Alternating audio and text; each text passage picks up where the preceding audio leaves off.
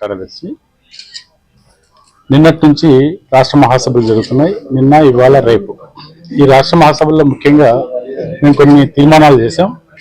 Medical and sales రిప్రజెంటేటివ్ని highly స్కిల్డ్గా గుర్తించి కనీస వేతనం 26,000గా ప్రకటించాలని చెప్పేసి రాష్ట్ర ప్రభుత్వాన్ని డిమాండ్ చేస్తున్నాం. అలాగే మెడికల్ అండ్ సేల్స్ రిప్రజెంటేటివ్స్కి పని విధానాలను నిర్దేశించలేదు, పని విధానాలను నిర్దేశించాలని కూడా డిమాండ్ చేస్తున్నాం.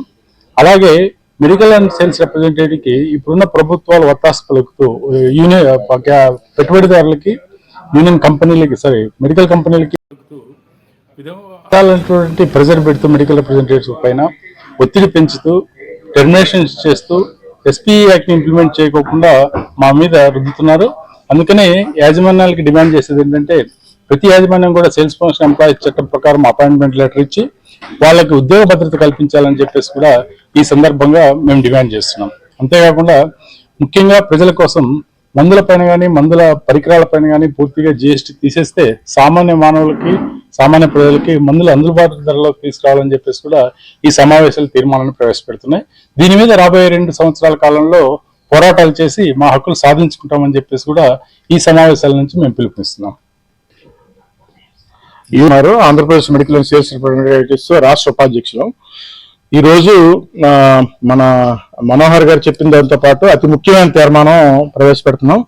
అదేంటంటే రేపు రాబోయే ఎన్నికల్లో కేంద్ర రాష్ట్ర ప్రభుత్వాల్లో కార్మిక ప్రజా వ్యతిరేక విధానాలు అవలంబిస్తున్న ప్రభుత్వాలని గద్దె దింపాలని, అదేవిధంగా మతోన్మాదాన్ని ప్రజల మధ్య పట్టుకొచ్చి నయా ఉదారవాద విధానాలకు వ్యతిరేకంగా కార్మిక వర్గం, కర్షకులు పోరాడుతుంటే ప్రజల మధ్య విచ్ఛిన్నం చేస్తున్న ముఖ్యంగా బీజేపీని, ఈ కేంద్ర ప్రభుత్వాన్ని వెంటనే గద్దెలోంచి దింపాలని, అదేవిధంగా రాష్ట్రంలో కూడా బీజేపీ అంటే బాబు, జగన్, పవన్ అనేటట్టు బీజేపీ తాలూకా కాళ్ళ దగ్గర వాళ్ళు సాగిలి పడుతున్న నేపథ్యంలో మన రాష్ట్ర ప్రభుత్వం మన రాష్ట్ర హక్కులు కాపాడుకోవడానికి ప్రత్యామ్నాయ విధానాలు, వామపక్షాలని, అదేవిధంగా కార్మిక వర్గాన్ని, ప్రజల్ని ఎవరైతే చూస్తారో వాళ్ళని ఈ ఎన్నికల్లో గెలిపించుకోవాలని, బీజేపీని ఓడించాలని తీర్మానం చేయడం జరిగింది. మేము ఈ సందర్భంగా మహాసభల సందర్భంగా రాష్ట్రంలో ఉన్న కార్మిక వర్గానికి, ప్రజలకి, అందరికీ పిలిపిస్తున్నాం. ఎట్టి పరిస్థితుల్లోని బీజేపీ, అదేవిధంగా ఇక్కడ బీజేపీకి సపోర్ట్ చేస్తున్న పార్టీలని ఎట్టి పరిస్థితుల్లో అధికారంలోకి రానివ్వకూడదు.